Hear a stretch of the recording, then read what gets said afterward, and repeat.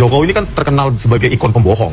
Ini kan ikon pembohong Indonesia, Joko Widodo ini. Semua orang tahu dia suka bohong. Saya menyatakan dengan majas klise, 11.000 triliun persen palsu. Mau tanyakan nih, you punya S2 S3 Yamaguchi Daigaku itu sudah mengatakan tidak mengenal yang namanya Rismon. Ini bisa menjadi skandal besar gitu. Karena Rismon ini ya pernah menjadi dosen di Unram dengan menggunakan ijazah S2 dan S3 dari Yamaguchi itu. Ini sangat mengerikan. Jika benar ijazah Rismon Sianipar terbukti palsu, berarti restoratif justice terhadap Rismon Sianipar hanyalah obat penenang sementara saja. Karena Rismon Sianipar mempunyai kejahatan yang sangat besar di beberapa kasus, yaitu menjadi seorang ahli yang bergelar doktor. Jika benar ijazahnya terbukti palsu, berarti gelar doktor pun palsu. Di beberapa persidangan Rismon Sianipar menjadi ahli, disumpah gelarnya pun menggunakan gelar doktor. J ini adalah hanya diberikan kepada Bang Rismon. I'm so sorry Bang Rismon, abang hanya dikasih obat penenang saja, bukan tuntas ini. Ya. Karena dia punya multi kejahatan lain, Bang. Ya. Pada waktu dia sidang pada kasus Jessica, dia ada dalam sumpah dan menggunakan gelar doktor. Ya. Itu satu. Kedua, waktu dia menjabat sebagai dosen di Universitas Mataram dan itu menggunakan keuangan negara, tindak pidana korupsi. Jadi anakan di Jepang. Katanya untuk menghindari beasiswa. Iya. Aku pusing gua ini. Pernyataan pakar hukum pidana Prof. Asmi Syahputra dan pernyataan Andi Aswan ini ada kesamaan jika benar Rismon Sianipar pernah menjabat atau menjadi dosen di Universitas Mataram menggunakan gelar doktor dan ijazah S2 S3 dari Yamaguchi Jepang yang diduga palsu. Ini merupakan suatu tindak pidana. Dilakukan ini bisa menjadi skandal besar gitu. Karena Rismon ini ya pernah menjadi dosen di Unram dengan menggunakan ijazah S2 dan S3 dari Yamaguchi itu. Gak dengar Pak ya? Dicek di pangkalan dikti, pangkalan data dikti itu tidak ada ijazah apa penyetaraan ijazah untuk S2 S3-nya dari Yamaguchi itu. Ya. Kemudian dicek di pangkalan data di Jepang, CINII, seluruh alumni dari Jepang itu pasti terdaftar di sana. Sampai tahun itu, sampai sekarang itu terdaftar. Itu tidak diketemukan untuk itu. Ya, ini jelas ya bahwasanya ini ada sesuatu yang kami duga memang menerima namanya beasiswa Mombu Gakuso, tapi tidak selesai, ataupun juga dikatakan DO untuk itu. Nah, itu ada konsekuensinya, Chandra, yaitu harus membayar, yaitu denda karena itu menerima beasiswa dari pemerintah Jepang itu. Diduga Rismon Sianipar juga menggunakan surat kematian atau memalsukan surat kematian agar menghindari biaya atau denda pengembalian dana yang sudah ia gunakan untuk menempuh pendidikan di Jepang. Tapi hal itu dihindari oleh Rismon Sianipar dengan cara dugaannya menggunakan surat kematian atau memalsukan surat kematian. Nah, ini ada dugaan lagi masalah ini ya. Nanti kita informasikan kepada publik untuk itu. Apa tuh, Bang? Apa? Kasih bocoran sedikit dong. Ini masih dugaan. Apa dugaannya? Surat kematian. Surat kematian siapa? Yang dibuat oleh Rismon untuk menghindar pembayaran denda pengembalian. Surat kematian siapa? Rismon. Maksudnya? Saudara Rismon. Surat kematian Rismon? Iya. Anda mendapatnya dari mana nih? Nah, Ya, makanya kita nggak bisa sebutkan itu. Ya. Yang jelas itu nanti dalam bulan ini akan berangkat ke sana. Ya, Ke Jepang. ke Jepang. Ya. Yang biaya siapa mengambil itu? surat itu ada. Ada pasti. Lalu sebenarnya bagaimana awal terbongkarnya dugaan ijazah palsu Rismon Sianipar? Di acara inilah tumbangnya Rismon Sianipar. Awal kepanikan Rismon Sianipar dari sinilah, sehingga mengajukan restoratif justice. Yamaguchi Daigaku. Sumimasen. Yamaguchi Daigaku. Ya, Anda bisa tunjukkan. Anda bisa dengan Roni Teguh. Oke? Ada namanya Caca Sumantri. Tunjukkan untuk Yamaguchi Daigaku loh. Makanya saya bentar dulu, Mas. Maksudnya menuntut saya. Oke. Anda bisa nggak menuntut Joko Widodo untuk menunjukkan ijazahnya? Saya tanya. Tunjukkan. Anda mengatakan. Setelah terbongkar semuanya di acara ini, kita bisa melihat ekspresi dari Rismon Sianipar yang sangat kepanikan. Ke Joko Widodo dengan nada marah dan geram. Lakukan hal yang sama. Saya mau tanyakan nih, you punya S2 S3 Yamaguchi Daigaku itu sudah mengatakan tidak mengenal yang namanya Rismon. Terlihat ketakutan yang sangat luar biasa, sehingga jawaban Rismon Sianipar pun keluar dari substansi. Begini Pak, ajak pantang Joko Widodo, kita bareng di Gak usah, Anda dan Roni Teguh jangan berani. Roni Silamela, Anda nggak berani. Anda berani Anda. Ayo, S2 S3 Anda dipertanyakan. Oke. Lalu bagaimana seorang Rismon Sianipar yang ijazahnya diduga palsu akan tetapi teriak-teriak menuduh orang lain ijazahnya palsu? Ini sama saja maling teriak maling. Sejak kapan peneliti bersertifikat?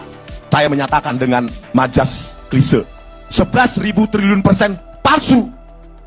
Kenapa? Saya punya argumentasi. Itu adalah produk dokumen digital yang belum ada tahun 1985. Selalu saya bilang itu. Kenapa saya mengatakan itu 11.000 triliun persen palsu? Kenapa? Saya bukan hanya mempelajari, tapi saya juga menggunakan. Lalu apa tanggapan kalian tentang statement Resmond Sianipar yang mengatakan saya juga menggunakan? Apakah Resmond Sianipar juga menggunakan ijazah palsu? Resmond Sianipar teriak-teriak ijazah Jokowi 11.000 triliun persen palsu. Akan tetapi Resmond Sianipar sendiri diduga ijazahnya palsu. Lalu bagaimana dengan penelitiannya Resmond Sianipar selama ini? Apakah pantas untuk dipercaya atau justru sebaliknya kita harus meragukan? Dengan sangat tegasnya Resmond Sianipar mengatakan font yang digunakan di ijazah Jokowi atau font yang ada di ijazah Jokowi menggunakan font Times New Roman. Dan jelas Resmond Sianipar mengatakan 11.000 triliun persen ijazah Jokowi palsu. Akan tetapi dengan mudahnya Resmond Sianipar meminta maaf ke Jokowi dan mengatakan ijazah Jokowi asli. Tahun 1994 hanya ada 2 komputer saat itu dengan sistem operasi DOS, Disk Operating System, dan satu lagi Apple Macintosh yang masing-masing punya text editor sendiri. Dan tidak ada Times New Roman versi digital. Yang ada Times New Roman versi digital itu sejak Windows 3.1 tahun 1992. Itulah argumentasi saya. Karena font Times New Roman menggunakan algoritma yang dinamakan kurva Bezier. Bagaimana pertanggungjawabannya seorang peneliti yang semacam ini? Menuduh seseorang ijazahnya palsu, teriak-teriak, koar-koar, dan mengatakan bahwa penilaiannya atau penelitiannya adalah ilmiah. Akan tetapi, selang beberapa waktu Resmond Sianipar mencabut pernyataannya. Seorang peneliti yang sudah dipercaya oleh masyarakat, tapi dengan mudahnya bahwa penelitiannya selama ini salah dan tiba-tiba berbalik arah ke Jokowi dan meminta maaf ke Jokowi. Dugaan masyarakat Resmond Sianipar ketakutan di penjara dan Resmond Sianipar takut terbongkar ijazahnya palsu. Kita patut curiga dengan adanya Resmond Sianipar meminta maaf ke Jokowi dan minta restoratif justice karena jejak digitalnya seperti ini. Jokowi ini kan terkenal sebagai ikon pembohong. Ini kan ikon pembohong Indonesia, Joko Widodo ini. Semua orang tahu dia suka bohong, gitu loh. Jadi semua orang tahu dia suka bohong. Jadi makanya saya bilang, ya Joko Widodo itu menuduh kami fitnah. Tetapi dia suka fitnah, gitu loh. Makanya ya bagus itu, disomasi, gitu loh. Kalau tidak minta maaf, berapa kali 24 jam, Mas? Ya ada nanti bangkes. Nah, 3 atau 7 kali 24 jam palingnya lama, ya harus minta maaf, gitu loh. Kalau nggak minta maaf ya kami laporkan, gitu loh. Dengan lantang dan beraninya Resmond Sianipar tegas mengatakan bahwa Jokowi seorang pembohong. Akan tetapi Resmond Sianipar tidak pernah menyadari bahwa kelemahan Resmond Sianipar diincar oleh Andi Aswan. Dan benar adanya Andi Aswan melaporkan Resmond Sianipar tentang dugaan ijazah palsunya. Fitnah? Kenapa? Siapa coba? Sebutkan dulu. Siapa tokoh besar, orang besar di balik kami? Ini kan ingin menggeser ini ke politik. Padahal ini murni saintifik. Makanya kami akan susun dalam sebuah buku, gitu loh. Bukunya kompleks, komprehensif. Kalau mau dijawab, ya udah jawab ahlinya dari pihak Pak Jokowi. Jangan metode salah, tapi mana metode yang benar? Sumbernya salah, mana sumber yang benar? Ini hak demokrasi. Kami punya hak untuk meneliti. Apalagi yang kami teliti adalah ijazah yang pernah dipakai 2 kali untuk jadi presiden. Artinya apa? Ijazah itu udah milik publik, harusnya milik rakyat. Dan sekarang berada di tangan polisi. Dan ini dalam upaya untuk menyelidiki. Makanya kenapa nggak dari dulu itu ditunjukkan? Sudah ada 2 korban nih, Bambang Tri, Gus Nur di penjara gara-gara ijazah itu. Sudah ada korban. Ini kan satu-satunya presiden atau mantan presiden yang paling pengecut di republik di dunia ini. Yang katanya lulusan S1 UGM, padahal UGM itu harusnya ijazahnya kebanggaan. Oke, ketika ijazah sekarang sudah di tangan penyidik. Di mana? Benar nggak itu? Di tangan penyidik. Ada nggak bukti acara penyitaan? Kenapa pada saat pengumuman di TV itu hanya berani menampilkan fotokopi? Pernah nggak konvers menyatakan ini tidak ada tindak pidana? Tapi barang buktinya aja nggak pernah ditunjukkan. Itu loh, cuma fotokopi. Beraninya di TV cuma nampilin fotokopi. Ini republik besar. Itu loh, kok bisa menyatakan tidak ada tindak pidana yang berani ditampilkan cuma fotokopi? Oke, dan Anda meragukan proses yang Loh jelas, disita mana buktinya? Harusnya sampai sekarang tunjukkan Polda. Oke, baik. Di mana itu yang asli katanya asli? Sekarang barang Dengan tidak sadar Resmond Sianipar dipantau oleh Andi Aswan segala ucapan-ucapannya. Akan tetapi Andi Aswan mempunyai sebuah jurus yang mematikan terhadap Resmond Sianipar, yaitu tentang ijazah Resmond Sianipar yang diduga palsu. Sebenarnya Resmond Sianipar ini sudah diketahui dan disenyumi oleh Andi Aswan bahwa sebenarnya di perdebatan-perdebatan ini Andi Aswan sudah punya trik dan memang punya strategi untuk menjatuhkan Resmond Sianipar itu sangat mudah, karena ada dugaan-dugaan yang dipakai oleh Resmond Sianipar ijazahnya palsu. Dari situlah kelemahan-kelemahan dari Resmond Sianipar sudah mulai nampak. Saat di panggung perdebatan, Resmond Sianipar pernah berdebat dengan Andi Aswan mengenai tentang ijazahnya. Ijazah Resmond Sianipar diduga palsu itu pun sudah dikatakan oleh Andi Aswan sebelumnya, dan benar adanya Resmond Sianipar kepanikan. Dan setelah itu kabar tentang isu ijazah Resmond Sianipar yang palsu ini pun terus berkembang dan akhirnya menjadi sebuah perdebatan yang sangat luar biasa. Dan benar adanya Resmond Sianipar akhirnya dilaporkan atas menggunakan ijazah palsu dari Yamaguchi Jepang. Dan di perdebatan-perdebatan yang sangat serius, tentunya Resmond Sianipar pun sudah tidak mempunyai taring lagi karena mempunyai sebuah kelemahan yang tentunya kalau ini sampai terbongkar, tentunya kredibilitas Resmond akan hancur yang selama ini digadang-gadang sebagai doktor. Bahwa teman-teman Resmond Sianipar seperti Roy Suryo dan Dr. Tifa sangat mengagumi gelar Resmond Sianipar sebagai doktor. Akan tetapi tahu-taunya jika terbongkar bahwa ijazahnya palsu, tentunya Resmond Sianipar juga menggunakan gelar doktor palsu. Dari situlah Resmond Sianipar nyalinya sudah menjadi ciut dan sudah mulai down. Dan benar adanya selang beberapa lama Resmond Sianipar pun dilaporkan. Setelah dilaporkan terjadilah drama yang kita semua tahu. Resmond Sianipar meminta maaf ke Jokowi dan akhirnya mengajukan restoratif ke Polda Metro Jaya. Dari situlah Resmond Sianipar sudah mulai lega karena mendapatkan SP3 dari Polda Metro Jaya.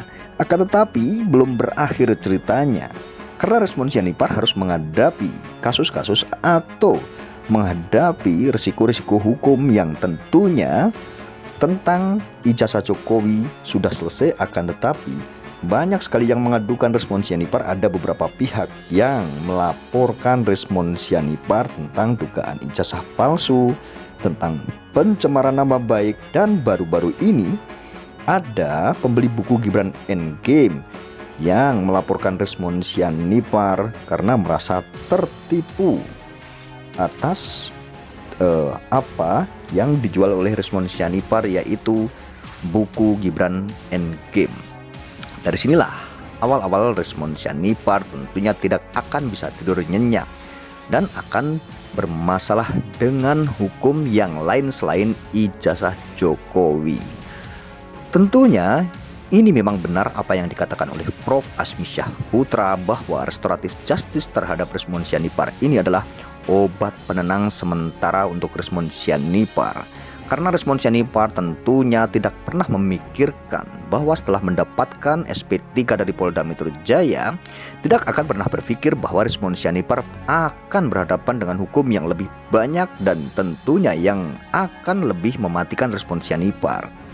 Jadi Resmond Sianipar hanya memikirkan atau hanya mendapatkan sebuah obat penenang sementara saja. Seperti orang sakit saja, kita mendapatkan obat penenang akan tetapi tidak pernah mengobati apa sebenarnya penyakit tersebut.